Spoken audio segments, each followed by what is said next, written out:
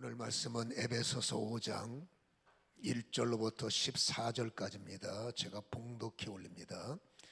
그러므로 사랑을 받은 자녀같이 너희는 하나님을 본받는 자가 되고 그리스도께서 너희를 사랑하신 것 같이 너희도 사랑 가운데서 행하라.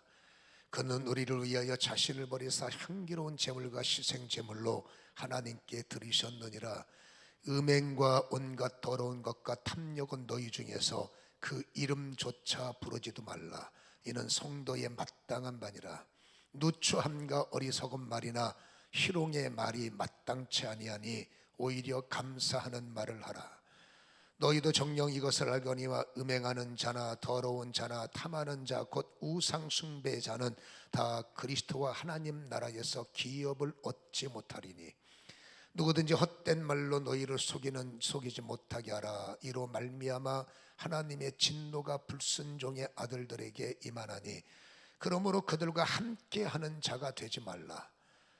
너희가 전에는 어둠이더니 이제는 주 안에서 빛이라. 빛의 자녀들처럼 행하라.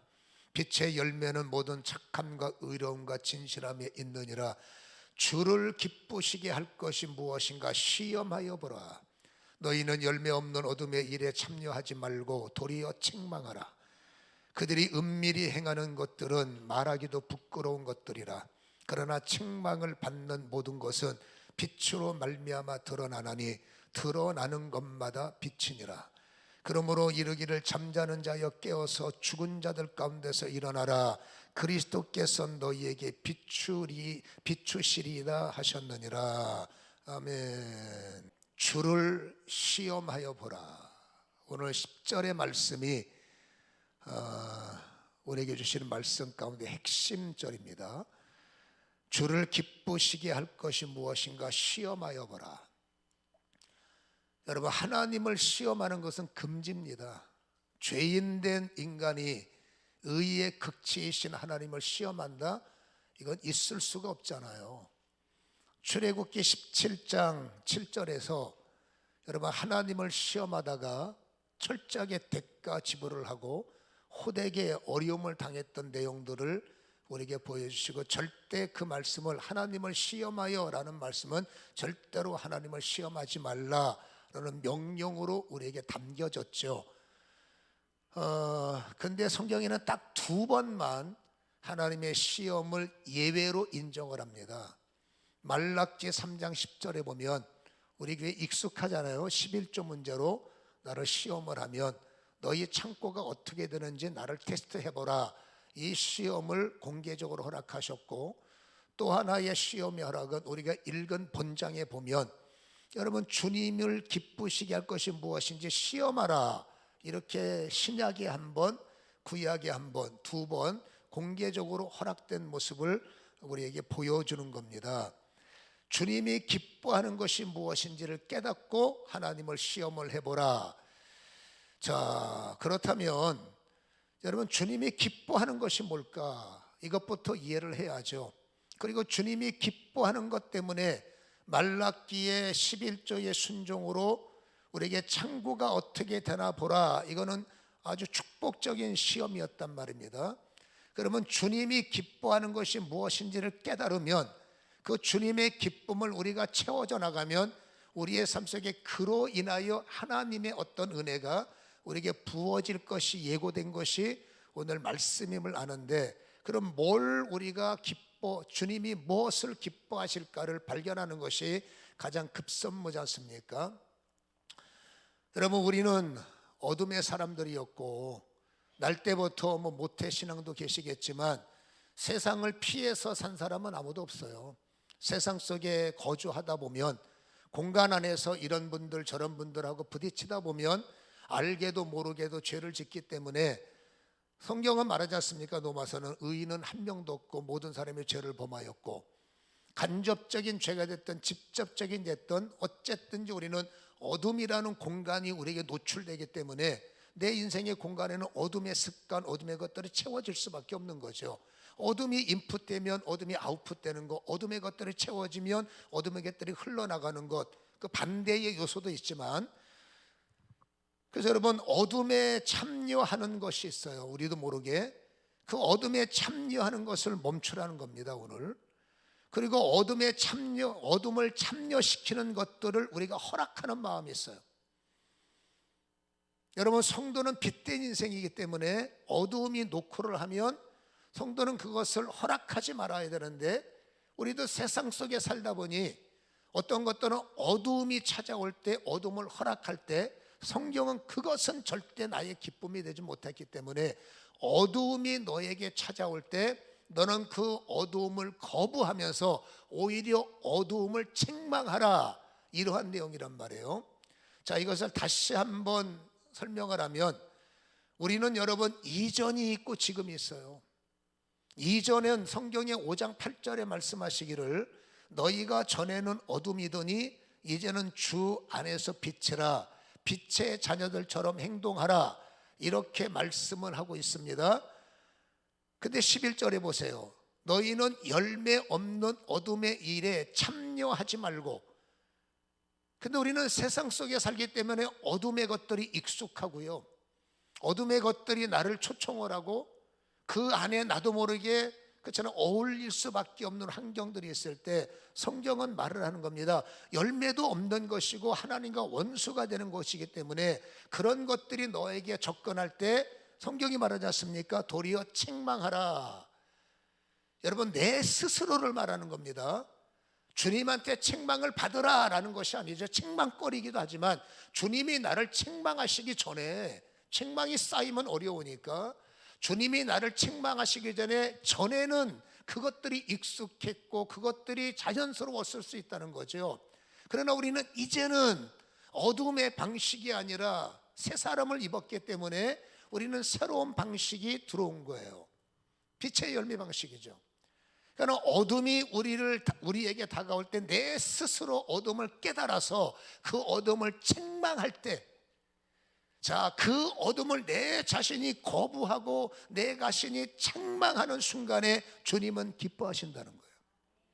기뻐하실 뿐만 아니라 내가 어둠을 발견해서 어둠을 책망할 때 우리 주님은 그 책망을 칭찬으로 바꿔주시겠다는 거예요.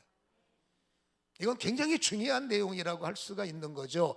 그래서 핵심절이 10절과 13절 말씀인데, 여러분 13절이 뭐예요? 그러나 책망을 받는 모든 것은 빛으로 말미암아 드러나나니, 드러나는 것마다 빛이리다. 이거 묵상을 많이 하셔야 됩니다.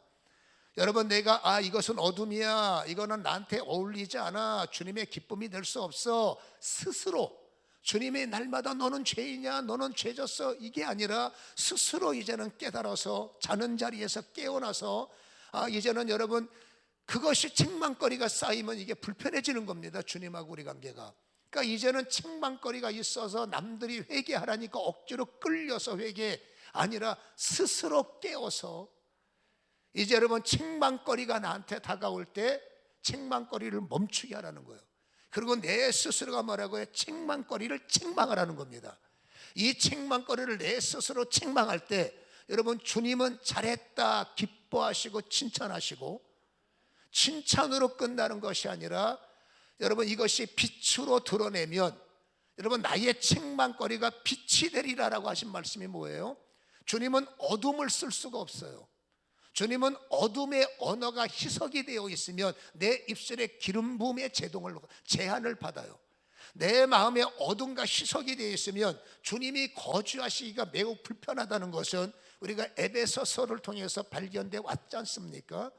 그러니까 여러분 내 입이 어둠과 희석이 돼서 에베소 교인들이 가지고 있는 문제들과 연결이 돼서 우리는 여러분 정화된 말, 감사하는 말, 주님 보시기에 아름다운 말만 해야 되는데 인생이 그렇습니까? 나도 모르는 사이에 에베소 사람들의 언어들, 세상 사람들의 언어들, 이런 사람들의 언어들이 나한테 섞여 있다가 주님을 찬양하고 한 입으로 찬송, 한 입으로 저주, 극단적 예로 그렇게 표현을 하기도 하죠. 성경에는 그런 것들이 쌓이면 내 입술에 여러분 기름 부음이 말라버리죠. 기름 부음이 말라버리면 축복하는 것도 안 되고, 저 같은 경우도 기름 부음이 말라버리면 어디다 써먹습니까? 목사가 기름 부음 말르면 의미가 없죠. 그러기 때문에 깨달아서 이제는 여러분 책망거리가 나를 찾아올 때 여러분, 내가 깨달아서 그것을 차단해서 내가 그것을 책망할 때 주님은 잘했다 칭찬하시고, 내 인생의 책망거리가 여러분 하나님 앞에 쓰임받는 빛이 되어서 보류되었던 기업들이 입술의 열매가 되고 마음의 열매가 되고 우리의 영성의 열매가 되고, 여러분 저도 사모하는 것이 많은데 왜 자꾸 이게 차단될까 때문에 어려움이 많았어요. 근데 이 말씀을 묵상하면서 나도 책망거리가 많이 쌓여 있을 수가 있겠구나를 깨달았어요. 내 안에 책망거리가 많이 쌓여 있을 수가 있겠다. 이거를 뚫어내야 내 잠들었던 어떤 것은 여러분 왕성하게 저는 열렸기 때문에 활동을 합니다. 근데 어떤 영역은 닫혀 있어요. 어떤 영역은 희미해요. 어떤 영역은 내가 마음에 안 들어. 이거 열어보려고 애를 썼는데 이게 여러분 약한 거예요. 이 도대체 왜 그럴까? 제가 요즘에 극단적 여러분 제 자신을 내려놓고 이 문을 열기 위해서 애를 많이 쓰고 어떻게 하면 이 문을 더 원활하게 열 수 있을까? 이것 때문에 여러분 저는 애를 많이 쓰는 거 여러분도 알지 않습니까? 그런데 알고 보니까 책망거리가 제 안에 쌓여 있다는 것을 발견하고, 진작에 이 책망을 내가 책망했고 내가 밀어서 이 책망이 아니라 주님의 칭찬이 되었더라면 그렇게 내가 답답해했던 영역들이 열렸을 것이고, 이 영역들이 이제 제 개인적인 이야기입니다. 제 사역의 날개가 됐을 텐데 아쉽다. 그러나 뒤늦게 이것을 깨달은 것은 감사한 거죠. 자는 자여 깰지어다. 우리 14절의 마지막 권면이 그런 겁니다. 여러분, 이러한 말씀을 사도 바울이 소극적인 방법이 뭔지 아십니까? 그들과 함께 하지 말라요. 적극적인 방법은 함께 하는 것이 아니라 아예 책망해 버리라 라고 이토록 강조하는 이유는, 여러분 에베소 교회의 배경이 하나가 있어요. 그 배경이 뭐냐면, 여러분 에베소 교회는 고린도 교회의 영향을 많이 받을 수밖에 없었고, 여러분 고린도 교회는 성적으로 굉장히 문란한, 아프로디테의 그런 여신전 같은 경우에는 여제들이 1000명이랍니다. 자료에 의하면 그 1000명들이 창녀 같은 역할을 해서, 여러분 어떤 제사 의식이 끝나면 여제들과 찾아왔던 그 의식자들과 그 전하의 성관계를 맺고, 그래서 고린도가 모든 노마로부터 세계가 열린다라는 것처럼 고린도는 그런 일로, 아주 좋지 못한 일로 우리가 기준이다 이런 말이 나올 정도로 그 고린도 교회의 주변의 영향력은 막강했다는 기록들이 있는 거예요. 에베소 교회에 문제가 하나 있습니다. 여러분 거의 다 이방인들이라는 거예요. 여러분 이 이방인들은 보세요. 이 이방인들은 고린도의 문화에 익숙하고, 여러분 죄성에 익숙한 사람들이 교회 괜찮은 것 같네 해서 뒤돌아서 여러분 자라기 전까지 신앙생활을 묻어서 하는데, 신실한 성도보다 신실치 못한 성도들이 더 많을 수밖에 없지 않습니까? 그러니까 교회는 어떻게 해요? 예배 끝나고 나면 모여서 교제할 때 아직까지도 거듭나지 못한 그 여러분 이방인들의 언어, 그들의 삶을 성경에는 적나라하게 폭로해버리지 않습니까? 3절에 음행과 온갖 더러운 것과 탐욕은 너희 중에서 그 이름조차 부르지 말아야 되는데, 늘 끝나면 3, 4원 모여서 뭐 어쩌고 저쩌고 뭐 성적인 문제가 어떠고, 저쪽 교회는 뭐 이렇고 저렇고, 근데 여기는 왜 이렇게 고리따분하냐. 고린도 교회가 기준이 돼서 엉뚱한 영향력을 미치기도 시작하고, 사람들은 그것 때문에 재미없는 교회, 힘든 교회 이런 소리 난단 말이에요. 4절에 보면 누추함과 어리석은 말이라고 그랬어요. 여러분 이 누추함이라는 것 자체는, 누추함은 음담이죠. 더러운 말은 패설이죠. 합치면 음담 패설들. 하나님을 찬양한 입술로 모여서 삼삼오순 무슨 말 하나 들어봤더니 음담 패설들. 그들은 여러분 아직 은혜가 없는 사람들이니까, 그들은 그럴싸했다면 거기에는 신실해가는 성도, 이제 자라나는 성도, 이런 사람들이 묻어 있으니 사도 바울이 보고를 받을 때 이거 좀 심각하다 해서 이 내용을 기록해서 편지로 보냈다라고 할 수 있죠. 희롱의 말 그랬는데 상스러운 농담들, 여러분 저급한 농담들, 여러분, 사람이 기질적으로 농담 잘하는, 저도 농담하는 걸 기질적으로 좋아해요. 그래서 뭔가 나도 모르게 그런 농담들이 나오는데, 여기는 저속한 농담들, 상스러운 농담들, 입에도 담지 못할 그런 농담들을 그들이 하고요. 또 그런 말을 여러분, 그들에게는 이들도 에베소의 문화가 있기 때문에 그냥 완벽한 성도가 되기 전까지는 그냥 서슴없이 성경 안에서 이런저런, 그러니까 바울이 이 보고를 받을 때 얼마나 마음이 불편했겠습니까? 그러니까 할 수 있는 대로 교회 안에서는 부적절한 대화하지 말고, 그 상스러운 농담하지 말고, 우리가 무슨 코미디언도 아니고 왜 사람을 웃기려고 하느냐, 오직 너희는 감사하는 말만 하라. 그게 4절의 말씀이지 않습니까? 오히려 감사하는 말을 하라. 5절에 보니까 음란과 여러분 우상 숭배를 하나는 묶었어요. 여러분, 하나님이 가장 심각하게 여기는 게 우상 숭배예요. 그런데 음란과 우상 숭배를, 음란 패설과 우상 숭배를 하나 묶었다는 것은 어쩌다 한 번이 아니라 어떤 무리들은 입만 열면 중독이 돼서, 입만 열면 생각하는 것이, 이런 소수의 사람들이 여러분 다수에게 영향을 미치는 걸 보고 사도 바울이 말하는 것이, 우상 숭배의 심각한 건 골로새서하고 연결되죠. 탐심, 하나님보다 음란을 더 좋아하고, 하나님보다 농담을 더 좋아하고, 하나님보다 상스러운 말을 더 좋아하고, 하나님보다 뒤에서 사람들을, 그렇지 않습니까? 비방하는 말들, 이게 포함된 말들이거든요. 이런 말들을 좋아할 때 이 일을 상습적으로 하는 것은 우상 숭배다. 어쩌다 한번 그 말이 뭐 스쳐 지나가고, 어쩌다 한 번이 아니라 우상 숭배하고 이것을 묶었다는 것은 상습적으로, 그렇죠? 습관화가 되어 있는, 중독되어 있는 사람들, 이런 사람들이 어떻게 하나님의 나라의 유업을 받을 수 있을까? 그렇잖아요. 이것을 지금 강조하고 있음을 우리는 들을 필요가 있다라는 것입니다. 그러니까 이런 것들이 교인들에게 찾아올 때, 여러분, 상스러운 농담을 듣고 좋지 못하는 세상의 풍조, 그렇잖아요. 이 소위 말해서 음란이라는 것은 포르노그래픽 아닙니까? 요즘에 성이 어떻게 상품화가 된, 그때도 그렇게 자연스럽게 그들의 머리가 있기 때문에 그게 뭐 어때, 그게 뭐 어때. 근데 주님 나라에서는 그게 아니잖아요. 그러니까 그렇게 자연스럽게 여겨졌던 것들을 우리는 성도기 때문에 이제는 불편해져야 되는 거죠. 그게 편해지면 안 된다는 거죠. 편해지면 아직도 우리는 여러분 잡초를 들 뽑아낸 거예요. 여러분, 예수를 믿고 교회 와서 들어보니 구구절절 성경에 맞는 말씀이었고, 여러분 그러다 보니 우리 속에 어떡합니까? 잡초를 다 빼내야죠. 이것도 빼내고 저것도 빼내고, 어떤 건 독초예요. 내 삶에 타격을 입히는 독초들, 그것도 여러분, 이게 아니네, 그거 다 빼내고, 거기다가 여러분 피로, 하나님의 말씀으로 물로 씻고 열심히 애를 쓰잖아요.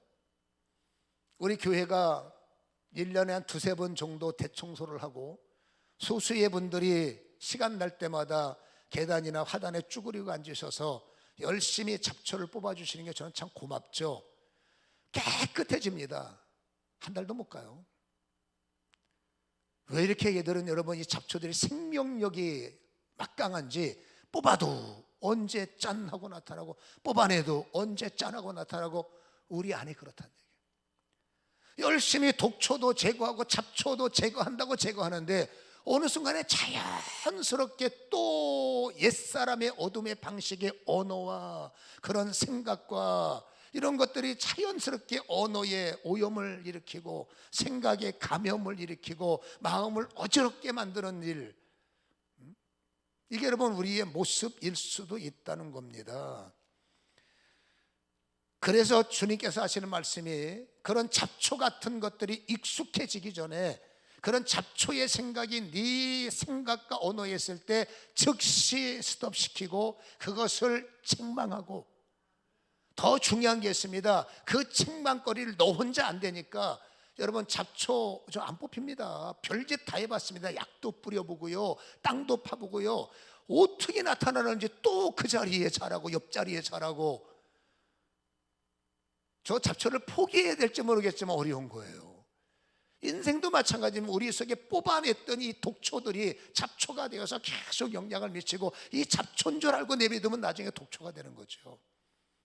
그거 뭐라고요? 뽑아야 된다. 깨어라, 뽑아야 된다. 깨어라, 책망해야 된다. 그것을 중요한 게 이 책망거리가 쌓이고 쌓이고 쌓이면 주님의 책망이 돼버리면 여러분 이 책망거리가 쌓이고 쌓인 결과 심각한 영적 타격과 신앙적 타격이 이루어진다는 것이 14절의 말씀 아니겠습니까? 14절에 뭐라고 말씀하십니까? 자는 자여 깨어서 죽은 자들 가운데 일어나라. 그리스도께서 너희를 비추길 원하신다. 여러분 책망이 쌓여 있으면 주님과 나의 관계가 불편해지는 거겠죠. 책망이 쌓여 있으면 여러분 어떤 면은 여러분 단절이 되겠죠. 그게 단절되는 게 영으로 죽은 거예요. 어떤 것은 여러분 불편해지는 것들에 하나님의 은사나 하나님의 열매가 여러분 단절될 수밖에 없는 거니 은혜를 받을 내가 은혜가 안 돼? 축복을 받을 내가 보류가 돼? 이게 얼마나 영적인 손실이냐. 그래서 성경이 말합니다. 깨어라. 주님이 책망할 수밖에 없는 것들은 느끼지 않습니까? 그것을 이제는 주님한테 책망을 받기 전에 내가 성경이 원하는 겁니다. 깨어서 그것을 책망할 때 너는 칭찬을 받는 것이 되고 그 책망받아 보류될 수밖에 없는 기업의 역사에 하나님이 쓰시는 영광을 허락하게 되리라.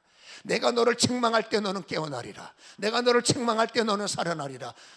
내 자신이 책망할 때 너는 깨어나리라. 네 자신이 너를 책망할 때 너는 영이 살아날 것이며 내가 보류했던 그렇게 주고 싶어 했던 그러나 막힐 수밖에 없는 너의 영적 기업과 삶의 기업이 살아나리라. 회복되리라. 이 말씀이라는 거지요. 그래서 가장 중요한 것은 나의 책망거리를 주님 앞에 비추라. 주님 앞에 내려놓으면 주님께서 드러나게 하시고 내 앞에 드러낸 책망은 뭐라고요? 빛이 되리라. 이게 참 은혜가 되는 말씀입니다. 그래서 나의 책망을 예수 이름 앞에 올려놓는 거예요. 예수 이름으로 올려놓는 거예요. 예수 이름으로 나의 책망거리를 책망하고 예수 이름 앞에 여러분 나의 모든 약한 것들을 책망하면 주님께서 그 책망을 칭찬으로 바꾸시고 칭찬된 것들이 나의 기업이 되고 칭찬된 것들이 쓰임받는 역사가 되고 칭찬받는 것에 하나님의 일의 역사가 시작되겠다.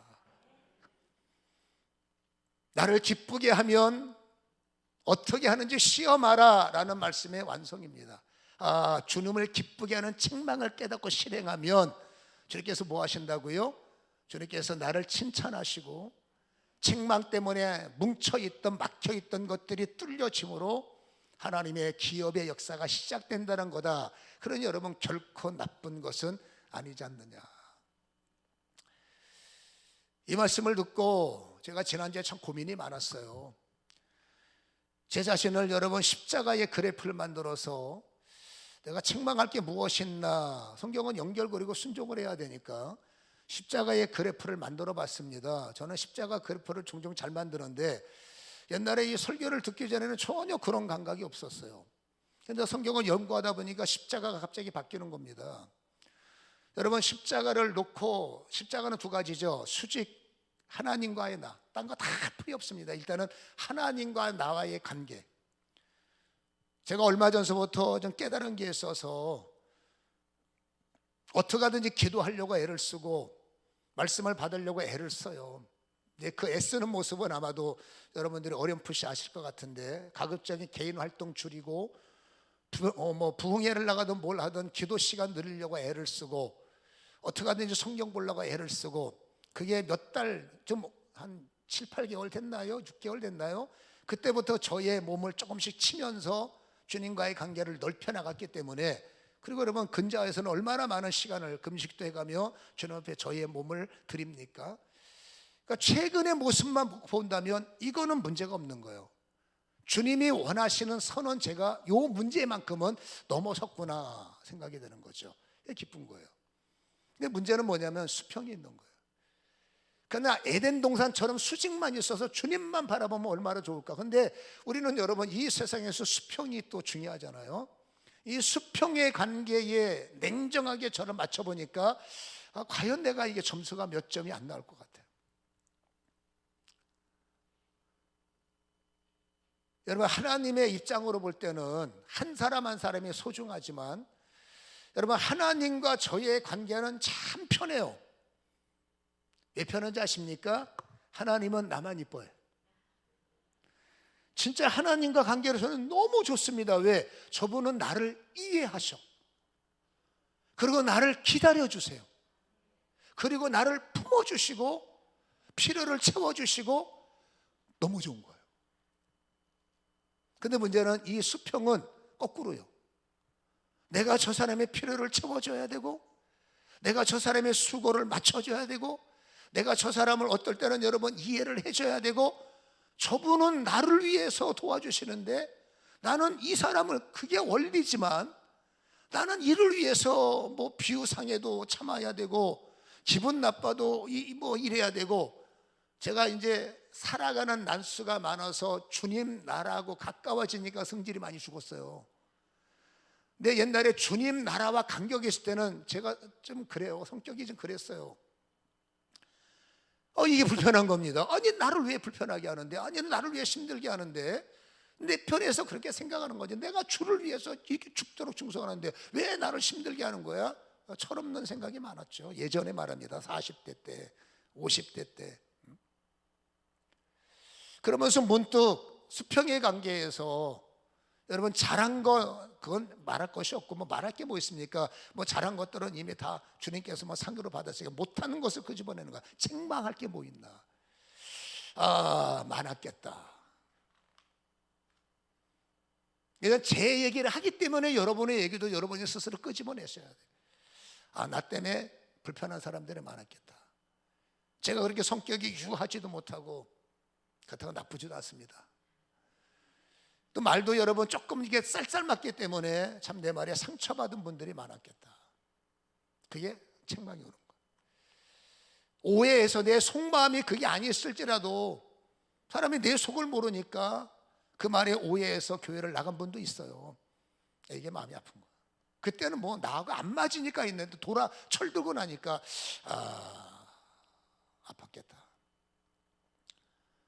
여러분, 나를 책망하려고 수평의 관계에서 사자보니 꽤 많은, 내 생각도 못했지만 꽤 많은 부분들이 저희의 책망거리로 다가오는 거죠. 저분들이 참 나를 힘들어 했겠구나, 아파했겠구나, 미워했겠구나, 이렇겠구나. 그게 쌓이는 거예요. 여러분, 주님이 그들의 마음을 아시는데 나를 향해서 얼마나 불편하셨을까. 어찌됐든 간에 내 편이시지만 주님은 저 사람 편인데 저 사람의 저 불편한 마음이 나를 향해서 주님이 얼마나 서운하셨을까. 그냥 내가 생각하는 겁니다. 이게 마음이 불편한 거야. 그런 생각과 책망거리가 보이는 거죠. 앞으로 제가 이제 목회가 얼마나 남았습니까? 그 남은 기간에 여러분 좀 더 주님 앞에 주님을 아프게 해드리지 않고 오늘 성경 말씀처럼 주님의 기쁨을 깨달아서 내가 책망거리를 잘할 수 있다면 주님은 나를 보실 때마다 기뻐하지 않겠는가? 여러분, 또 내 책망거리가 칭찬으로 바뀌어야 내가 그렇게 열고 싶어하는 세계가 있어요. 저희 사역에서 내년부터는 그 사역을 반드시 열어야 되고, 이 열고 싶어하는 사역이 하는 데가 이렇게 기도하는데 왜 하나님 안 열어주십니까? 저 혼자 야곱처럼 씨름도 하고 근데 뭐 저분이 안 열으면 도리가 없는 거죠. 그냥 열어주는 것만 갖고 만족하며 갈 수밖에 없는데, 그래도 내 편에서 왜 그랬을까? 이런저런 것이 쌓여서 어떤 면은 내 영에 잠들어 있구나, 어떤 면은 내 은사가 잠들어 있구나. 일부러 잠든 게 아니라 막히고 쌓이면 그 영역은 잠들 수밖에 없는 거죠. 이제 이 잠들었던 나의 영역을 주의 이름 앞에 끄집어내고 내 스스로가 책망을 해서, 여러분, 나의 책망이 주님께서 칭찬이 되게 하신다면 나의 책망 때문에 막혀있던 잠든 것들이 깨어날 것이고 일어날 것이고 살아날 것이고 회복될 것이고 나를 시험해보라의 결과예요. 앞에 것 잘라먹고 시험하오니 뭘 주세요? 말라기가 말씀을 이루지 않고 나의 어떤 결과물이 의무를 다하지 않고 11조의 결과의 역사가 일어나겠습니까? 안 일어나죠. 그거를 제가 깨달았기 때문에 이 수평과 수직을 좀 맞춰야 되겠다라는 생각을 강하게 하게 됐어요. 이게 좀 개인적인 얘기지만 여러분들도 생각을 해보라는 거예요. 그 주님 앞에 한 달 정도는 내가 좀 책망의 시간을 가져야 되겠다라는 마음을 주셔서 한 달 동안에 나의 이 속에 감춰 있던 이 독초 같은 거 많이 뽑아냈어요. 거의 뽑아냈다고 하는데 또 이게 잡초들이 어떨 때는 어떤 말을 듣고 어떤 상황에서 이게 스물스물 올라오는 것들이 왜 없겠습니까? 이것들이 이제 주님 앞에, 예수 이름 앞에 끄집어내서 책망을 해야 되겠구나. 예수 이름 앞에 내놓고 이 책망거리가 주님의 칭찬으로 바꿔야 되겠구나. 그래서 나의 잠든 영이 살아나고 나의 묶인 것들이 풀려야 되겠구나. 저 나름대로 이 말씀의 은혜를 깨달았고요. 지난주 금요일 날 저는 은혜 받은 말씀을 여러분에게 나눴는데 히브리 4장 2절에 들어보세요. 그들과 같이 우리도 복음 전함을 받은 자이나 들은 바, 읽어보시기 바랍니다. 중요하니까 시작. 그 말씀이 그들에게 유익하지 못한 것은 듣는 자가 믿음과 결부시키지 아니함이라. 중요한 말씀입니다. 이번 우리 지난주 금요일 날 설교를 꼭 좀 들으세요. 여러분, 말씀이 나에게 유익이 되어야 되는데 유익이 약해요.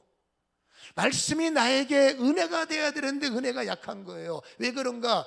여러분 보세요. 믿음과, 내게 말씀을 주셨으면 이 말씀과 믿음이 연결되어야, 결부되어야 유익이 있다는 거예요. 근데 여러분, 많은 사람들이 성경을 알아요.